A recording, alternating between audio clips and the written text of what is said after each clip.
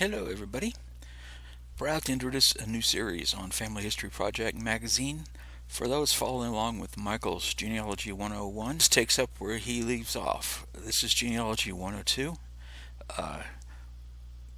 Everything we'll be doing in this course will be done with a computer and genealogy software. A couple things you're going to need: computer.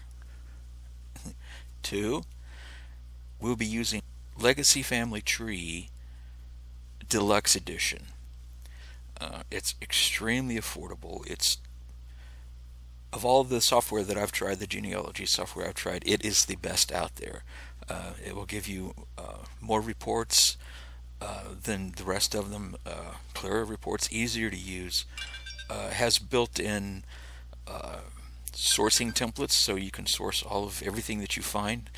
You can prove what you found, where you found it, and how future generations can get to it. So let's get going. Let's go grab our copy of Legacy Deluxe, download it, install it, and we'll be right back and show you how to set it up and enter your first person in your tree, which will be you. See ya.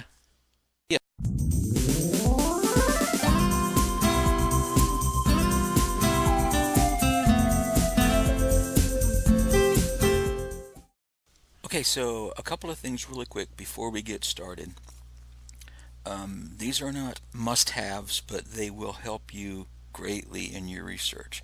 These are 2 books that every professional genealogist uses daily in their research. The first one is Evidence Explained. It's by Elizabeth Showen Mills. It's the de facto standard on how to source everything from birth certificates to emails and web pages, everything in between. The second book that you really need is called Mastering Genealogical Documentation by Thomas Jones. It explains very clearly why we enter things the way we enter them when we're doing our research, so that future researchers can pick up where we leave off and know exactly what we did, why we did it, and where our documentation came from. So that's it. Let's get going. Let's enter our first person in Legacy Deluxe Edition. Okay, so here we are running Legacy Deluxe version 9 for the first time. We get this screen, Family File Options. Please select Options.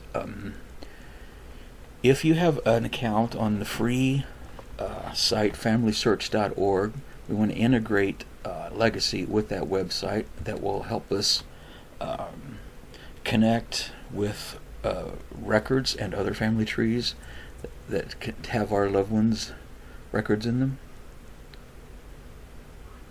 And the other stuff on here is pretty much self-explanatory. The one thing we do want to enable is enable tagging options. And we want to allow Legacy to connect to the internet to retrieve Legacy news and to check for updates. Okay. I'm going to click on Next Step.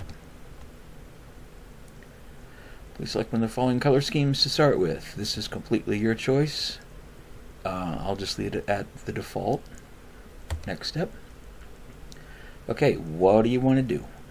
Okay, we're starting a brand new file from scratch. So we want to start a new family file. And if you wish to do this, to log into Family Search to download what the RLDS Church has about you and your ancestors, which is can sometimes be substantial amounts of information for free, do that. But I want to start entering what I know. So we want to start with the next step. Okay, my name is Douglas Eugene. My surname is Adams. My birth year, my birth date, is, okay, here's one of the things that, here's one of the data entry things that can mess people up when they first start. The correct way to enter any date is with the day first, so it was 6th, then we enter the month, August, and then the year, 1958. And my birthplace, Okay, this is another one of those things. This is the correct and proper way to enter any location that you're going to enter. You want to start with the most local place and work your way out to the most regional place. So I was born in Kansas City, Missouri. So I will enter Kansas City, comma. Again, we go from the most local and we build out in a concentric circle. So Kansas City is located in Jackson County. So I will enter Jackson. I'll learn to spell first. Jackson County. And it's important. Years ago, people did not enter the word county after a county. They just assumed that you knew the second entry would be the county. That's no longer acceptable because 100 years from now, someone might not know that Jackson was a county. They could assume it was a city, a state. We don't know. So we want to spell out everything in as much detail as we can to make sure that future researchers know exactly what we're talking about. So Kansas City and Jackson County, state of Missouri. And the last part, there are a couple of different ways you can do this. You can spell out the country, or the most popular way right now is just use initials, so I will use USA. Okay? Am I married? No. No spouses. Okay. Now, if you know your father and your mother, you can enter them now. I will do that.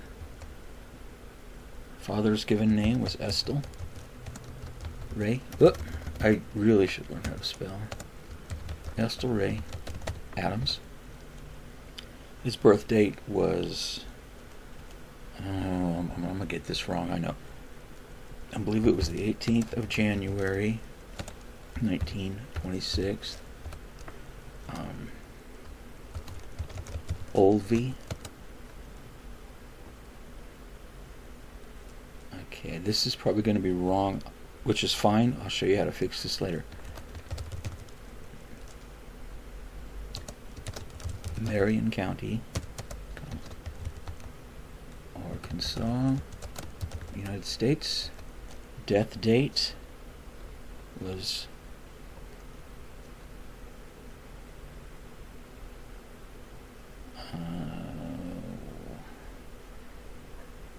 2012. We can fix this later.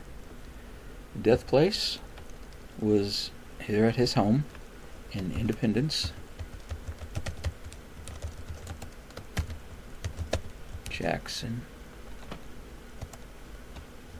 County, Missouri, USA. Okay. So we'll add my mother. Her given name was Stella Cleo Simmons.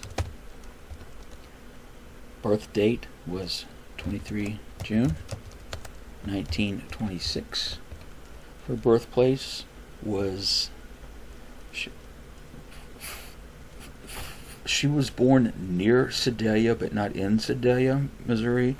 So we'll enter comma for that, and then we'll enter the county. Make sure we enter the county, which is Pettis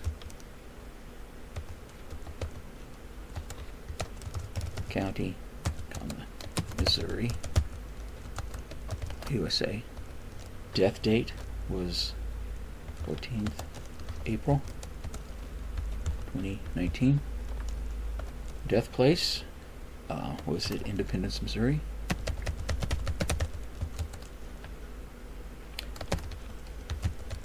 Jackson County, Missouri, USA. Okay, we could go on entering this as much as we'd like to, but without my records in front of me, I will get it wrong, so we're just going to save that and do it as we get to it. So we're going to click on Finish. And it's going to want us to give our family tree a name. And I'm just going to stick with the tried and true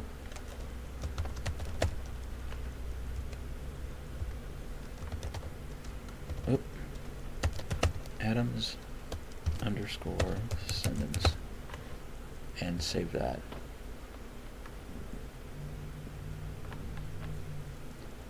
Okay, it will create your file, and you're good to go. Mostly you'll be using these tabs here. If you want instant charting, instant, if you want to know exactly how you fit in the tree, where you're at in the tree, you can click on pedigree, and it will trace your family back as far back as you have got it entered.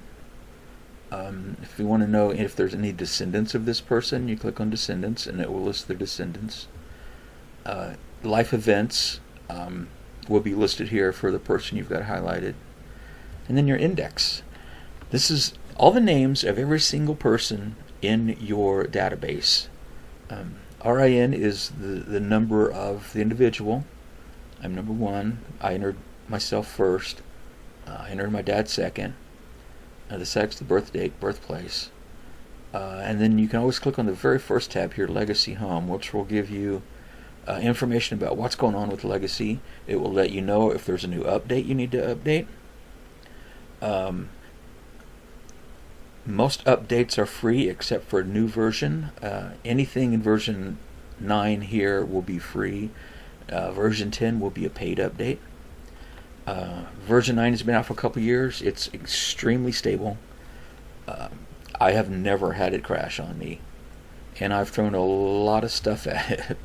Okay, so we're going to go back. So a couple things that you might want to set up real quick is you're going to go up to Options. Let's see, Customize.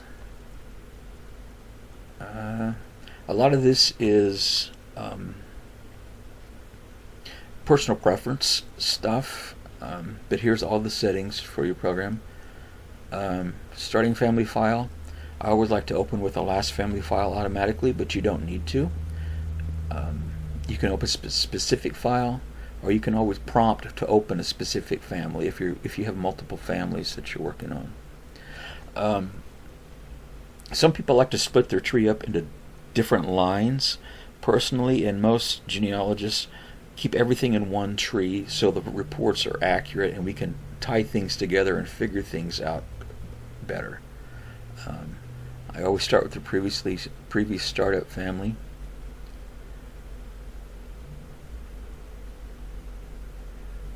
Tagging options. Enable tagging options. We'll get to that in a later episode. Pop-up tooltips are nice to have around. Integrate with Family Search. If you are an LDS member, you can click this and it will set you up with access to the LDS file systems and data and information. Data entry. Most of this I leave at the default. This is something I change. What age to presume a person is dead. Ask if living over 99 years or 90 years. I always set this to 100. Set if dead, if over 120 years old. That's default. I'll leave that.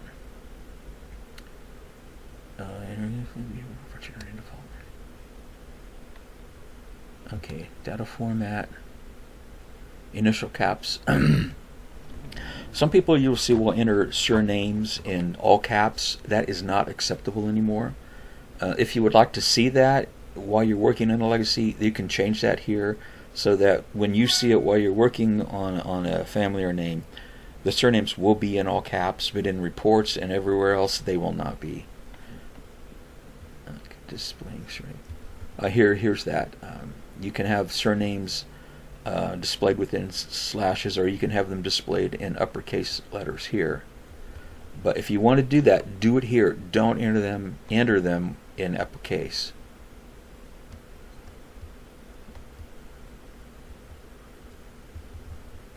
Okay, here you can double check to make sure. Here's that you enter space after each comma, which you should be doing. You can remove spaces. You can leave spaces as entered or imported.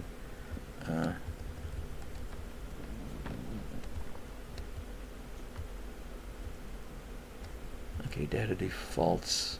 I normally leave all of this exactly like it is.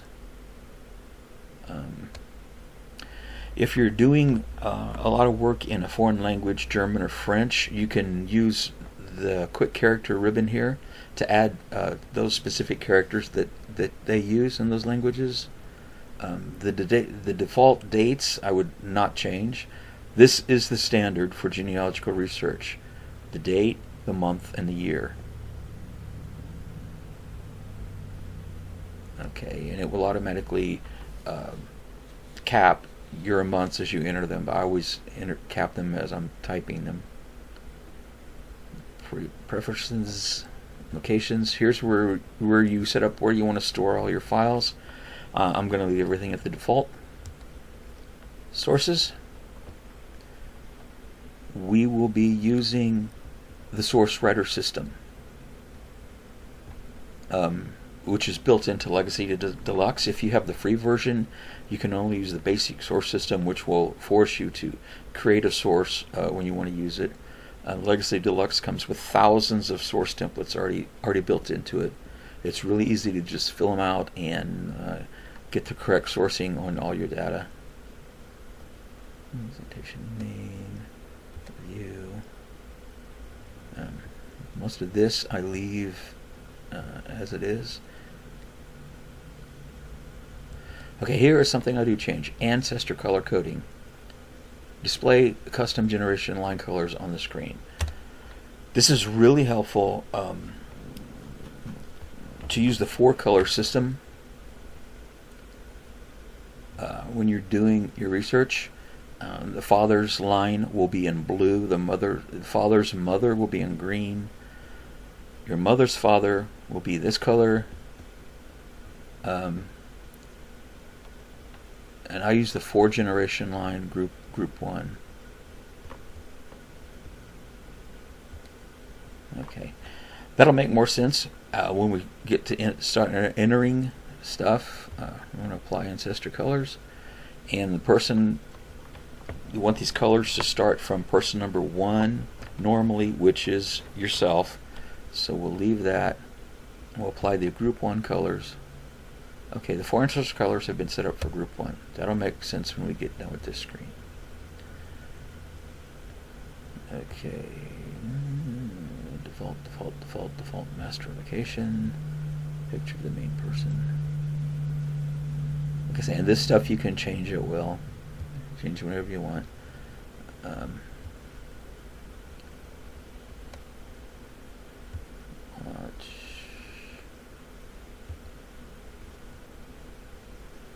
Okay, let's just leave this at the default. And we are going to click Save.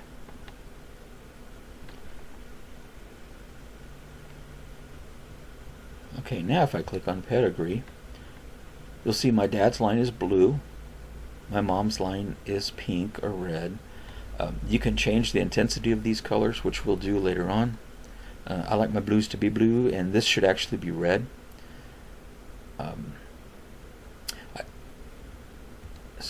There are 2 ways you can enter people. You can click on whoever you're interested here, or click on my dad, and it'll bring up his page and show that he was married to Stella Cleo Simmons. We don't have marriage information in yet. We will do that later. If we know his parents, we can click here to add his father. I'm going to add a new person. And my grandpa's name was Shelby, and he had no middle name. For right now, we're not sure of any of this information, so we're just going to click Save, and we'll fix it later. Click to add mother, add a new person. Her name was Bertha Harriet Martin. Again, we're going to leave all this blank, fill it in later, and we'll click Save. Okay, the marriage information we'll add later. We don't have it in front of us right now. But if we go back to Pedigree, you can see that dad's line here is followed through with the blue. And we'll add my mom's parents. Add a new person.